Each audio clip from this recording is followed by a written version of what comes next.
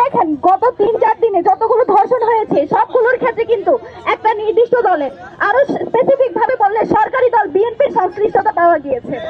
নির্বাচিত সরকার আসার পর থেকে গত ১২-১৩ দিনে যতগুলো খুন, ধর্ষণ এবং যত সহিংসতা হয়েছে তার ব্যাপারে এখন পর্যন্ত নির্বাচিত সরকার একটা টু শব্দ পর্যন্ত করেনি।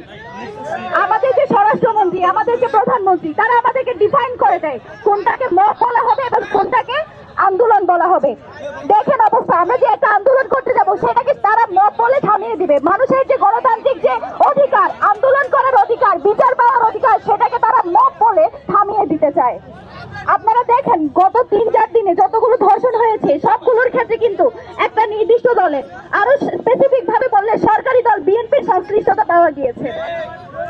এই সংশ্লিষ্টতা পাওয়ার পরে আমরা যেরকম আগে দেখতাম ব্যক্তির দায় কোনো সংগঠন নেবে না, সেই ধরনের ভূমিকায় তারা আবার অবতীর্ণ হয়েছে।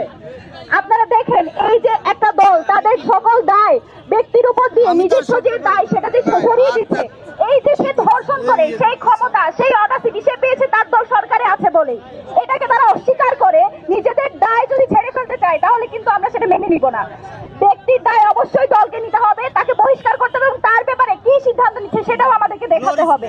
যদি তারা এটা না পারে তাহলে তারা বলুক জনগণ আন্দোলন সংগ্রামের মাধ্যমে তাদের যে ন্যায্য অধিকার, তাদের যে বিচার পাওয়ার অধিকার সেটা তারা আদায় করেনি, সেটাও তারা করতে দিবে না। মব বলে নাকি মব বলে আন্দোলন, যত ধরনের আন্দোলন সংগ্রাম সবগুলোকে তারা মব আখ্যা দিবে, কিন্তু নিজেরা যখন করবে সেটা হয়ে যায় বিক্ষোভ। এই যে শব্দের ফ্রেমিং গুলো করে তারা মানুষের যে ন্যায্য অধিকার, মানুষের যে বিচার পাওয়ার অধিকার সেটাকে যদি তারা প্রতিহত করছে, তাদেরকে বলতে চাই আপনারা বিগত কয়েকদিন আরো একটা জিনিস দেখতে পেয়েছেন, যত ছোটখাটো ঘটনা সবকিছুর মধ্যে বিচার পাওয়ার জন্য, যে কোনো সমস্যার সমাধানের জন্য প্রধানমন্ত্রী হস্তক্ষেপের দরকার পড়ে। আমরা এই কালচার দেখতাম বিগত সময়ে পৃথিবীতে যত যাই হয়ে যাক, যখন প্রধানমন্ত্রী হস্তক্ষেপ করে তখন শুধুমাত্র সেই সমস্যার সমাধান পাওয়া যেত।